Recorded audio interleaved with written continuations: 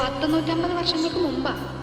അന്ന് ഇവിടെ മൂപ്പ് ഭരിച്ചിരുന്ന പ്രതാപശാലിയായ ഒരു കാർന്നവരുണ്ടായിരുന്നു.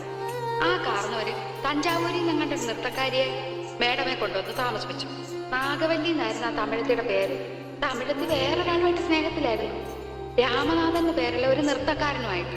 കാർന്നവരെങ്ങനെയോ ഈ രഹസ്യങ്ങളൊക്കെ അറിഞ്ഞു. അന്ന് അർദ്ധരാത്രി നാഗവല്ലിയെ കാർന്നവരെ നമ്മുടെ തെക്കിനിട്ട് വെട്ടിക്കൊന്നു കളഞ്ഞു. 8ാം ദിവസം ദുർഗാഷ്ടമി രാത്രിയില് നാഗവല്ലിയുടെ പ്രേതാത്മാവ് ഒരു രക്ത യക്ഷിയായിട്ട് മാറി കാർന്നവരെ കുത്തി കൊലപ്പെടുത്താൻ വേണ്ടി അരക്കകത്ത് വരെ കയറി ചെന്നാ പറയുന്നത്.